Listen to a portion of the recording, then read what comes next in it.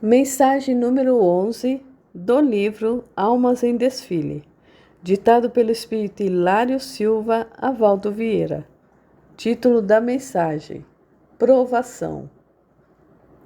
Heitor Pessoa e a esposa, Dona Delminda, desde os primeiros dias na cidade eram assíduos frequentadores do templo espírita. Corretíssimos, generosos, entretanto, fora disso, pareciam fechados, excelentes companheiros na instituição. Contudo, na vida particular eram francamente inacessíveis. Muito bons, mas muito orgulhosos. Sabem ensinar a fraternidade, mas escorregam mais do que peixes. Observações como essas eram frequentes. E como semelhante situação estivesse incomodando, o presidente imaginou um meio de sanar as impressões. Em cada semana, o culto do Evangelho seria atendido em determinado lar. Assim, cada residência dos irmãos da agremiação seria aberta ao exercício da fraternidade. Chegada a ocasião em que lhes caberia o testemunho afetivo, Heitor e a senhora tentaram gentilmente esquivar-se, mas a diretoria insistiu e tiveram que abrir as portas. Na noite indicada, o casal e o único filho, Marcelo, rapaz de nobres feições, atlético e bem posto, fizeram as honras. A reunião correu encantadora e o texto do Evangelho, não julgueis para não serdes julgados, mereceu apontamento lindos. O cafezinho foi servido carinhosamente, mas às despedidas, veladas reclamações ouviam-se aqui e ali. Mafra, o presidente, havia perdido a carteira. Antônio Silva sentia falta do relógio. Dona Carlinda ficara sem o broche de ouro e a Dona Aurora não pudera localizar a pulseira.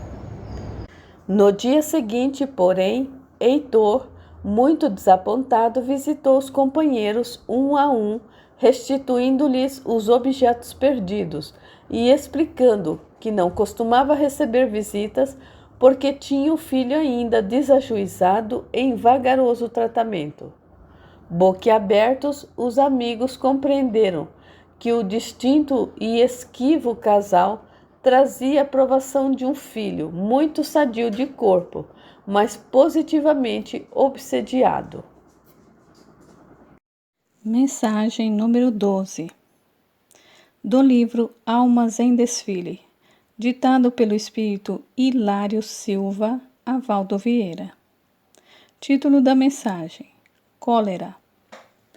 Antônio Sobreira, a caminho da garagem onde mantinha pequena frota de caminhões, foi ver a mãezinha doente que lhe pediu, logo após rápidos instantes de conversa: Meu filho, tenha cuidado com a irritação.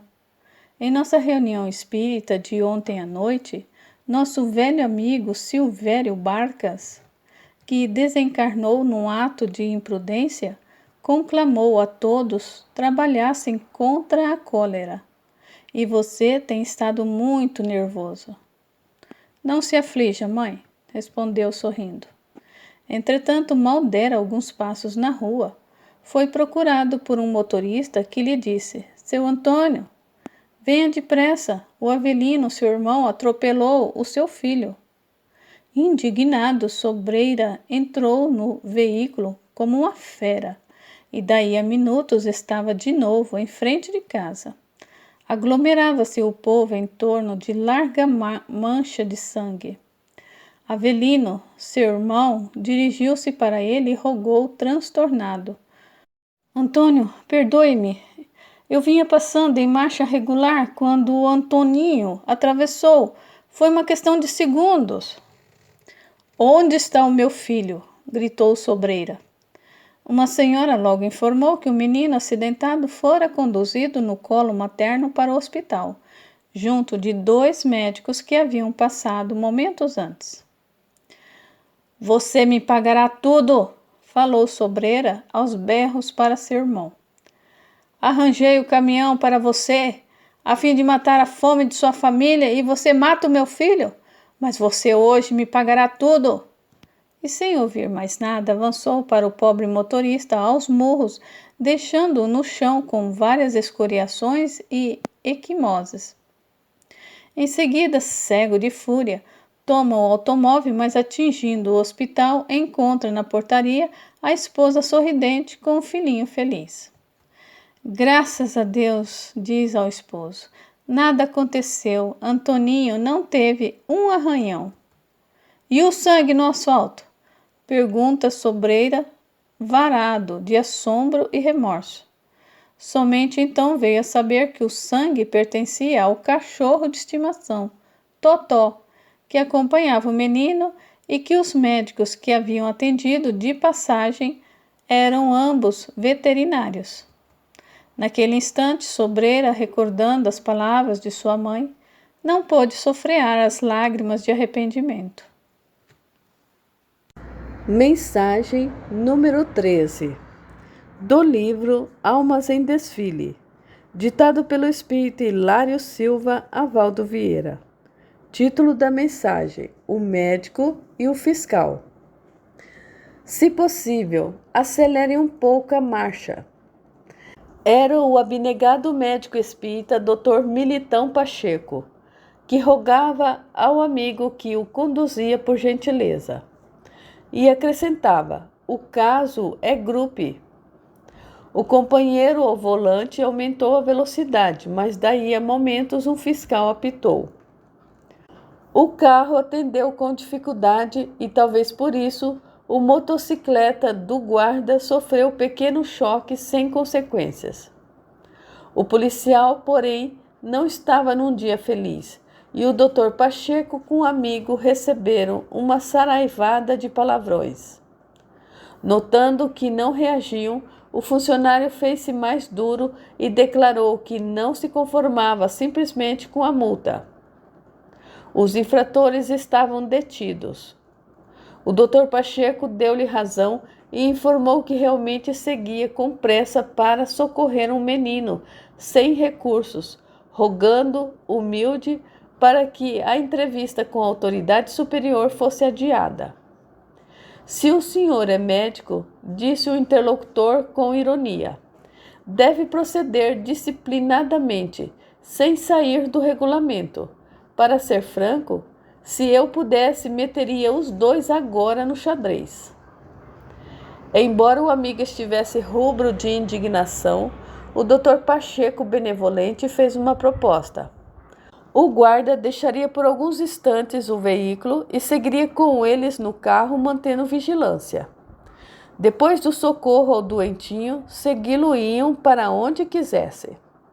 Havia tanta humildade na súplica que o fiscal concordou, conquanto repetisse asperamente os insultos.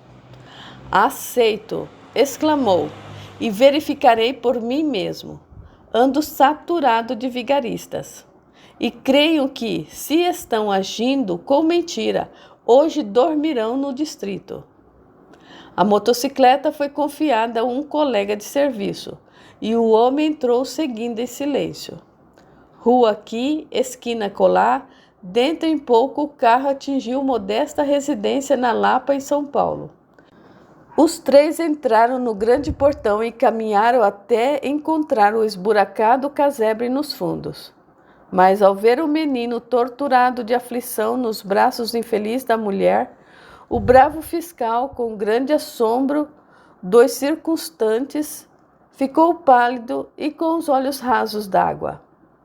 O petis agonizante e a jovem senhora sem recursos era o seu próprio filhinho e a sua própria esposa, que ele havia abandonado 2 anos antes. Mensagem número 14 do livro Alma em Desfile, ditado pelo espírito Hilário Silva Avaldo Vieira. Título da mensagem: Onde estará? A senhora, elegantemente trajada, compareceu na portaria do lar espírita para buscar a criança que pretendia adotar. Quero perfilhar, dizia a dama. Tomarei todas as providências, mas eu quero escolher. E a diretora começou as apresentações. Esta não, falava a senhora fitando doce menina de olhos escuros. É morena demais. E analisando uma por uma, continuava as apreciações. Esta não. Tem jeito de serelepe. Esta não. Está remelento.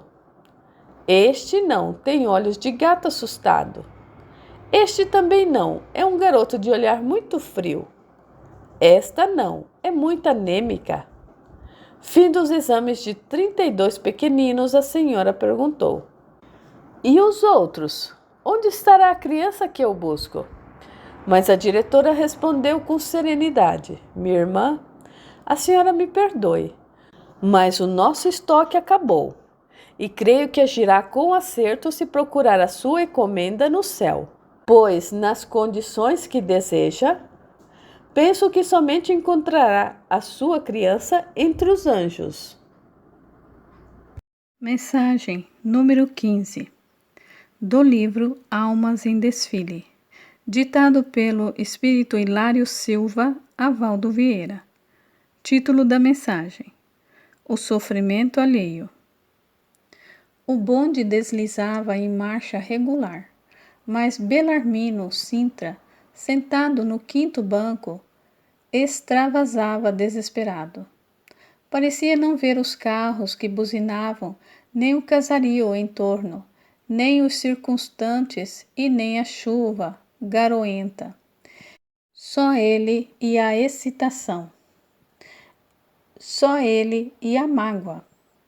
Aguardava a promoção por 11 anos de trabalho correto na repartição. E era funcionário há mais de 20. Esforçara-se, renunciando às facilidades diversas, pensando nas melhorias. No momento exato, porém, a melhoria alcançara outro que, a seu ver, não correspondera. Indignado, escrevera uma carta ao chefe, ameaçando-o com um inquérito escandaloso, e o chefe chamara-o ao gabinete para entendimento pessoal. Sentia-se desanimado, infeliz. Era pai de família, esposa e 4 filhos. Não tinha débitos a solver, mas nenhum vintém no pé de meia. No fim do mês era sempre a mesma situação, contas pagas e bolso vazio. Achava-se por isso inconformado, revoltado. Não suportaria qualquer advertência. Armara-se, se o chefe lhe desconsiderasse a atitude, reagiria. O veículo para por 2 longos minutos, esperando por outro no entroncamento, e Belarmino, relanceando os olhos, é quase obrigada a ler uma frase no volume que a senhora míope ergue muito alto no banco em frente. É um livro espírita, em cujo texto ele anota um aviso, letra por letra. Tenha paciência. Fitando o sofrimento alheio, aprendemos a encontrar a felicidade que é nossa. Belarmino sente-se como sob ducha fria. Nisso, no instante exato em que o bonde larga de novo, um homem pesado toma o veículo e esbofar-se, enxugando o suor apesar do tempo frio. Senta-se rente ao escriturário preterido, e porque um senhor vizinho lhe mostra semblante mais ameno, fala-lhe a queima-roupa. Vida penosa, não aguento mais. É, meu amigo, disse o companheiro anônimo, cada qual nesse mundo tem a sua cota de aflição. Porque o bonde passasse em frente de um consultório médico, no qual se via grande número de consulentes esperando a vez, o recém-chegado observou. Vida boa, é de médico, parece que os clientes que trazem a sopa à boca. O outro, no entanto, discordou. O senhor está enganado. Eu sou médico. Estamos presos ao sofrimento humano. Cada enfermo é um problema.